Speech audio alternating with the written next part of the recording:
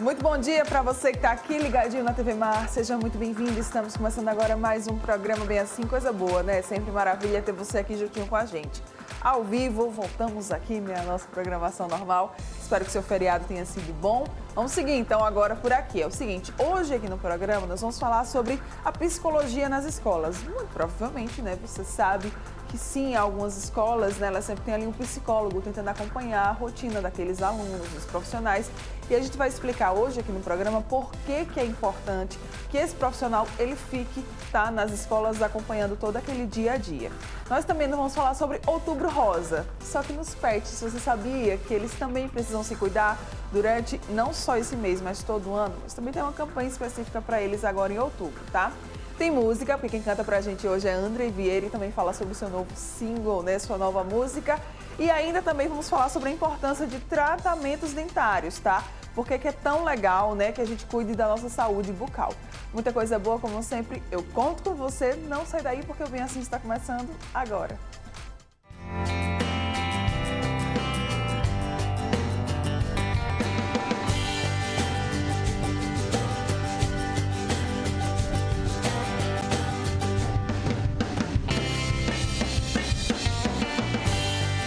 Oral Unique. Cada sorriso é único.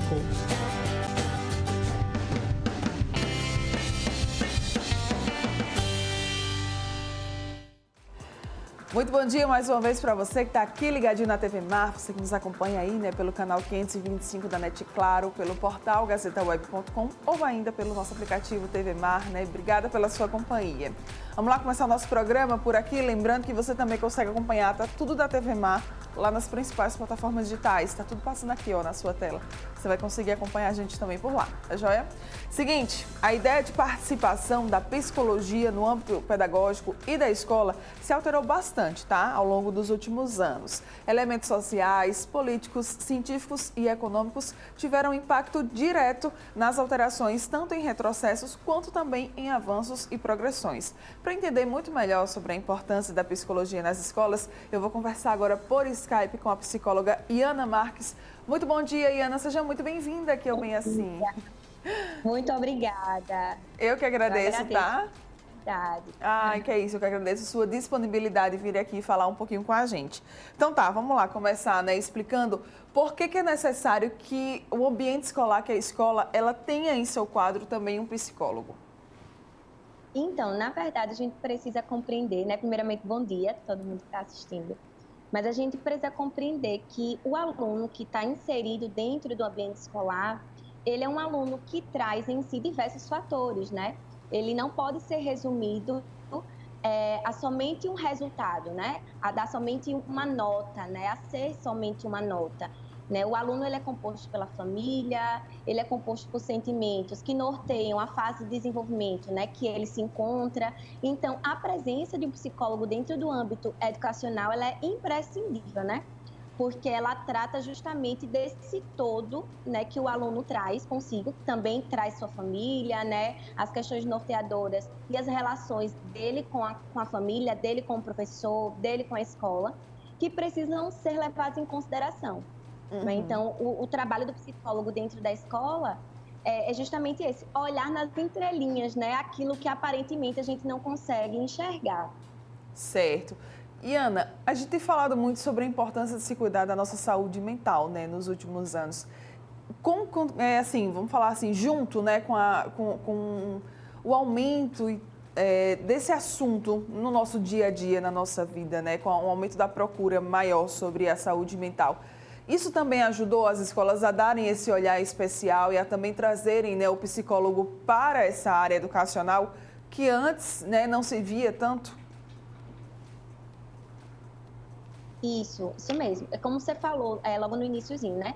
A escola, assim como qualquer outro ambiente, sofreu vários impactos, né? Sociais, emocionais, enfim.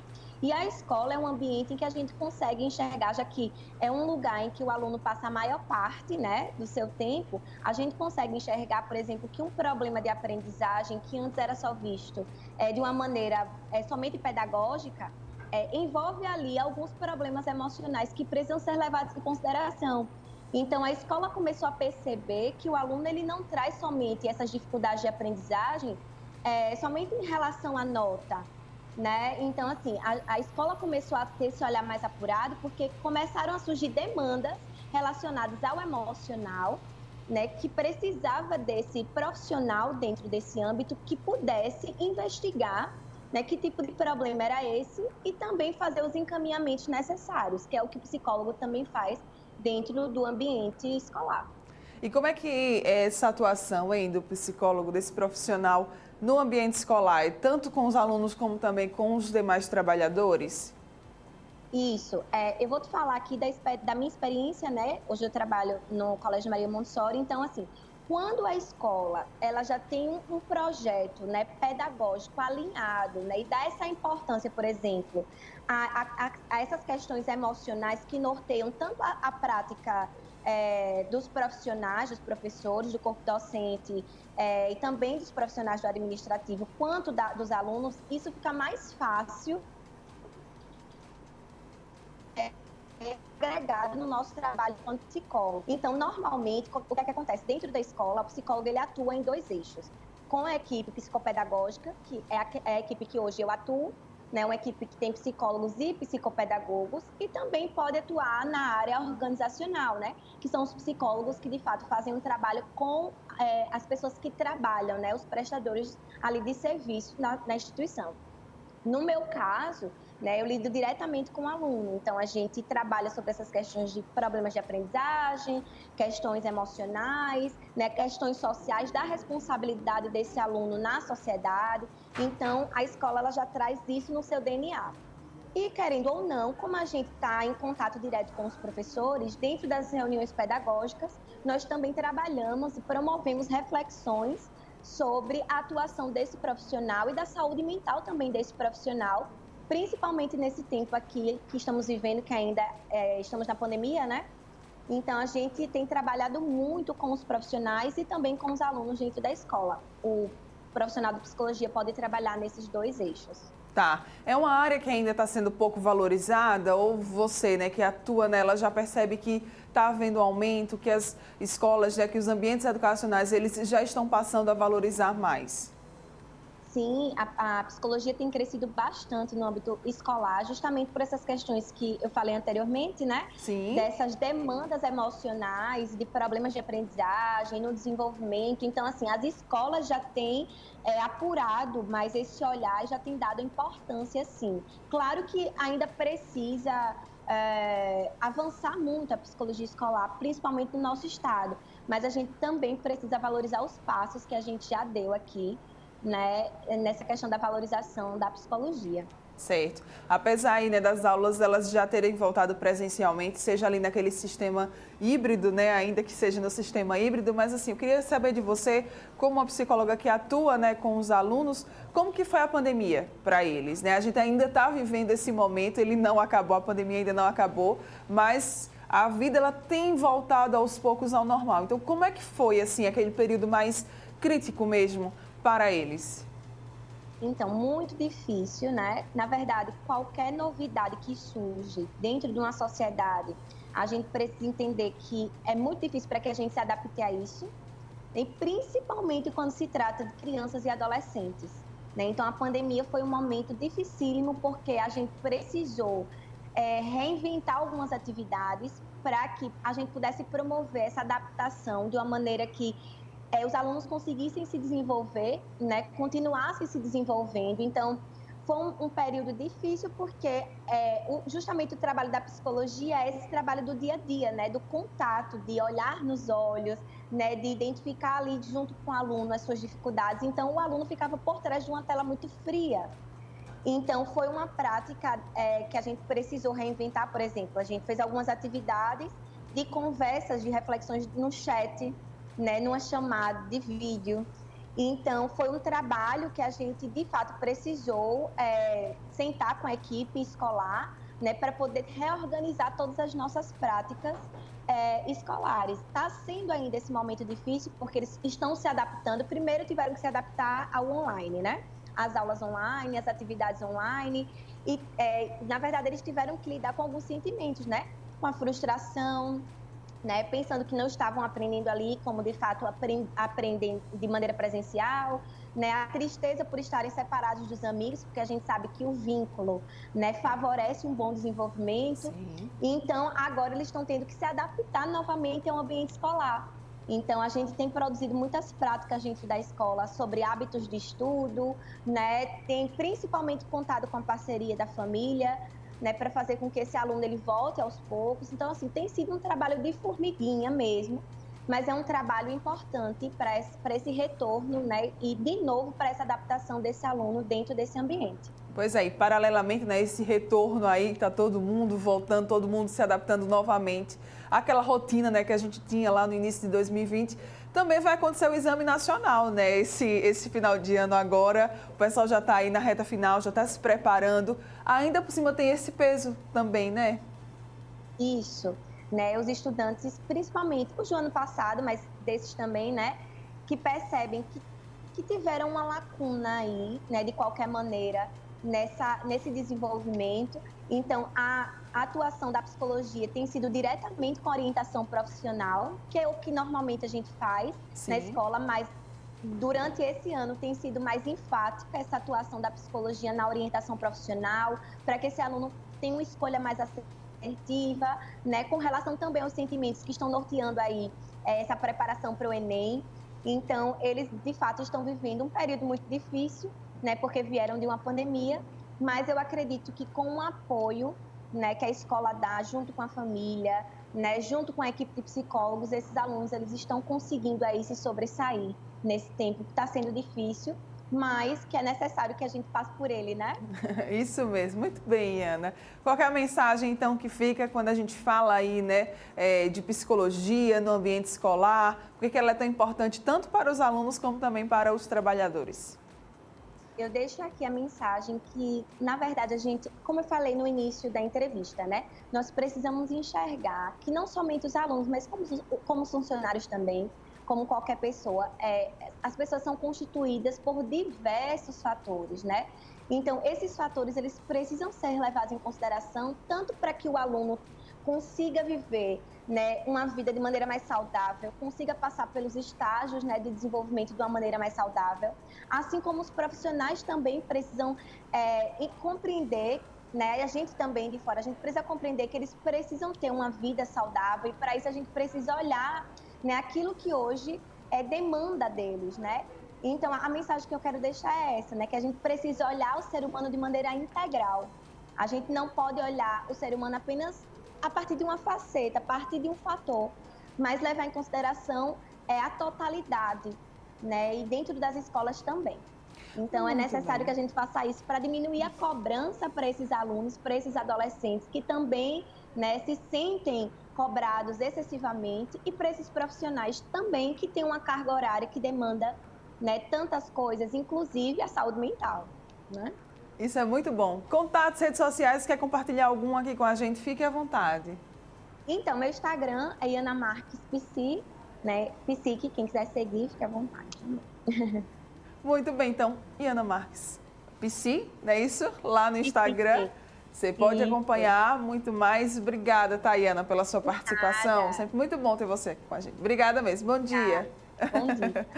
E olha só, pessoal, vamos mudar um pouquinho de assunto agora aqui no estúdio. Seguinte, nós vamos falar sobre Outubro Rosa. Pois é, mas olha só, essa campanha aí que muitas vezes a gente, né, costuma apenas ligar ela às mulheres. A gente vai mudar um pouquinho o foco. Vai ser agora para os pets. Eu já estou com a nossa convidada agora, tá aqui no estúdio. Você vai poder acompanhar a gente agora aqui nessa câmera. Pronto, é o seguinte, né? Outubro é o mês de prevenção ao câncer de mama em mulheres. Mas você sabia que cães e gatos também podem ter câncer de mama? Pois é, não é só isso não, tá? É o processo tumoral mais frequente, inclusive em cadelas. É sobre esse assunto que a gente conversa com ela aqui mais uma vez com a gente, que é a veterinária Fabrícia Almeida. Muito bom dia. Seja muito bem-vinda mais uma vez aqui. Muito obrigada novamente. Bom dia a todos. Sempre muito bom ter você aqui. Vamos lá então falar isso mesmo. Também tem câncer de mama nas cadelas, é isso? Tem, todos os cânceres, Todos né? os cânceres, é. Mas o que a gente vê com uma frequência muito maior é o câncer de mama nas cadelas, principalmente nas mais idosas. Quais que são as causas, hein, Fabrícia? Então, principalmente hormonal, né? A gente, lógico que tem outros fatores também, mas o que a gente mais observa são cadelas inteiras, né? Que a gente chama, que não são castradas. Elas acabam tendo uma produção hormonal e acabam desenvolvendo câncer de mama, isso nas cadelas. Tá. Nas gatas, a gente tem um outro fator que é bem importante também e é bem comum, que é a aplicação que o pessoal chama de vacina anti-cio. Sim. Né? Eles aplicam a injeção para a gatinha não reproduzir e aquilo acaba desenvolvendo esses nódulos mamários, que às vezes é maligno, às vezes não é maligno, mas ficam enormes. Sim, né? E aí o pessoal aplica com uma finalidade, mas pode acabar até acontecendo algo muito mais grave, né? Que seria Na o câncer verdade de é mama. bem comum nas gatas que eles aplicam essa... eles chamam vacina anti-cio, mas é uma injeção anticoncepcional. Sim, entendeu? E aí é muito hormônio, né? Muito hormônio e desnecessário nas gatinhas. A gente tem outras coisas que a gente pode fazer para a gente evitar essa gestação das gatas. Nas gatas, então, a incidência ela é muito grande. Nos cães também, de uma forma geral? Nas cadelas é grande também. A gente observa principalmente em cadelas mais velhas, né? Que são inteiras, principalmente também. Macho também pode ter? Às vezes a gente observa também nos machinhos. Oh. Não é tão comum, não é o índice maior que a gente tem de câncer de mama nos machos, mas nas fêmeas é. Nos machinhos a gente observa com menos frequência, mas tem também. A gente já pegou alguns casos também. Sintomas, quais que são, hein? Nódulos, né? Principalmente nódulos. A gente observa um aumento. Inicialmente a gente começa a sentir um grãozinho de arroz. Normalmente do tamanho do grãozinho de arroz quando a gente começa a perceber. Né? E a textura também é bem similar, é bem durinho como um grãozinho de arroz, né? No começo. E aí ele vai aumentando, e aumenta bem rápido, na verdade. Tem tutores que vai deixando, não, depois eu olho, depois eu vejo, e daí a pouco ele cresce, né? E fica bem complicado, na verdade, para tratar depois. Gravidez psicológica tem algum tipo de relação com o câncer de mama em cães e gatos? Então, a gravidez psicológica nas cadelas é bem comum também. A gente observa com uma frequência grande. Ela também é por conta hormonal, né? Sim. A gente observa com uma frequência maior, principalmente em cadelas que têm cisto ovariano, por exemplo. Ela tem uma produção hormonal diferente e acaba estimulando aí a gestação psicológica e pseudociese, que é o nome, né, comum para a gente utilizar. E a gente tem cadelas que adotam paninhos, adotam brinquedinhos, como se fossem, inclusive, os filhotes. Sim. Né? E elas se tornam, às vezes, até agressivas nesse período aí. Ela precisa de tratamento para tirar ela desse quadro. Né? Mas, assim, no caso, essa gravidez psicológica, ela pode acabar escondendo alguma doença? Então, não. A gravidez psicológica a gente observa principalmente pós-cio. Né? Tá. A cadela ela tem uma produção hormonal para gestar. Sim. E aí, a partir desse momento, o corpo acha que ela gestou. Então, ela desenvolve o que a gente chama de gravidez psicológica. O que a gente observa de comum é o aumento da mama e secreção, leitinho mesmo saindo da mama da cadela. A gente vê muito mais frequente em cadela isso. Leitinho saindo da mama. Então, os tutores chegam lá com essa queixa. Ela está mais quietinha, a mama está um pouco maior e eu estou achando que está saindo um leitinho das mamas dela. E aí é quando a gente vai dar o diagnóstico realmente é clínico, né? A gente às vezes faz ultrassom só para confirmar que não tem aí um bebê, realmente, né? Mas o diagnóstico é clínico e o tratamento é consideravelmente tranquilo, mas a gente já acende o alerta, porque normalmente quando acontece isso a primeira vez, a gente já indica castração porque tem uma tendência dela fazer isso pós todos os cios, né? A minha, por exemplo, a minha cadelinha, ela todo cio ela fazia isso, então a gente acabou castrando para evitar que acontecesse com frequência. Tá, vamos falar agora exatamente sobre a castração. Ela pode evitar, né, que o cãozinho ele tenha, que a cadela ela tenha o câncer de mama? Ela diminui muito a possibilidade, né? Ok. Porque a gente, na castração dos animais, das fêmeas, cadelas e gatas, a gente remove todo o bloco reprodutivo. A gente tira os ovários, o útero, enfim, todo o bloco. Então, a gente cancela, né, diminui muito aí a produção hormonal. E aí o hormônio da cadela e da gata é o que ajuda no desenvolvimento do câncer de mama. Sim. Então, como a gente remove esse ovário, ela diminui essa produção hormonal e aí a gente tira um dos fatores que desenvolve câncer de mama, por exemplo. Não é o único fator, mas é um dos mais comuns. Tá. Uma dúvida, né, também que me surgiu agora. Existe aquela doença, né, me perdoe se eu estiver equivocado, se me corrija, por favor. Piometra? Piometra. Essa doença, ela também tem algo a ver com câncer de mama? Não com câncer de mama, mas tem a ver com a produção, né, hormonal. Sim. A piometra, a gente tem um índice bem grande, na verdade, de piometra em cadelas e gatas também inteiras, né, que não foram castradas, um índice muito grande. Ela desenvolve também pós-cio, sim, né, normalmente é pós-cio, os tutores que chegam lá é com um mês, mais ou menos, 15 dias a um mês depois do cio, né, a gente observa a secreção, mas é por conta desse período, né, de cio que o animal acaba desenvolvendo a piometra. Né? Na cadela, por exemplo, a estrutura dela, ela abre para aceitar o macho, então acaba entrando infecção e desenvolve essa infecção aí e é grave. A gente trata a piometra como sepse, né? É uma infecção gravíssima e pode levar o animal a óbito. Então, o tratamento é cirúrgico e emergencial. Né? A gente não pode, vamos esperar ver se um antibiótico vai fazer efeito, não. A gente tem que tirar o foco de infecção, né? Porque é tratada como sepse e é grave e pode matar. Tá certo.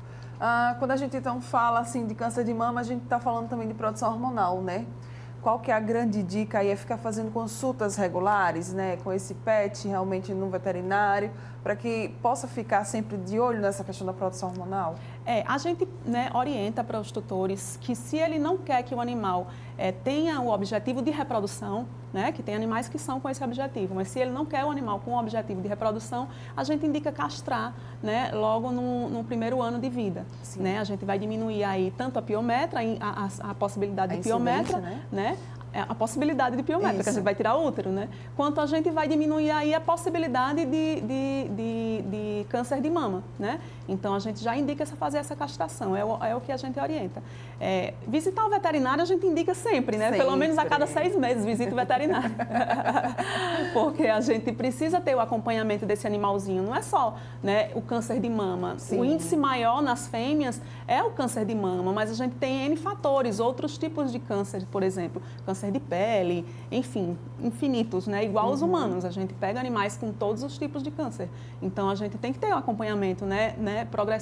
Lento, sempre, frequente desses animais no veterinário, para a gente fazer uma geral sempre, né? Prevenir é sempre o melhor remédio, eu sempre falo isso. Sempre. Eu também gosto muito de falar aqui, né, que a gente traz especificamente essas campanhas, mas é sempre bom lembrar que é o ano todo, né? Que a prevenção, que os cuidados, eles devem estar sempre acontecendo, tá, pessoal? Isso. Então, levar sempre ao veterinário o seu bichinho, né, o seu pet, isso é mais que uma obrigação, porque aí você vai estar sempre cuidando e prevenindo também de possíveis doenças, fazendo tratamentos adequados e por aí vai. Qual que é a grande mensagem, então, que fica quando a gente fala de Outubro Rosa nos pets? Então, Outubro Rosa, vamos castrar, gente. Vamos castrar esses danadinhos.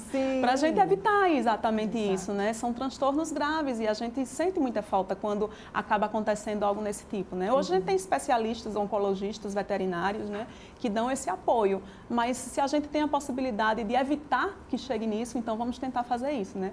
Vamos castrar aqueles animaizinhos que vocês não querem para reprodução. Ai, que coisa linda. Então é isso. Contatos, redes sociais, fique à vontade. Então, é o Bicho Alagoas, né? @elbichoalagoas no Instagram e o contato do telefone da gente é 98884-5612. Muito bem. Obrigada, Fabrícia, mais uma vez pela sua presença aqui. Sempre muito bom. Obrigada. Bom dia. Bom dia, tchau, gente. E ó, você que tá aqui ligadinho com a gente, não vai sair daí ainda. Tem coisa para rolar que não vem assim. Daqui a pouco tô de volta.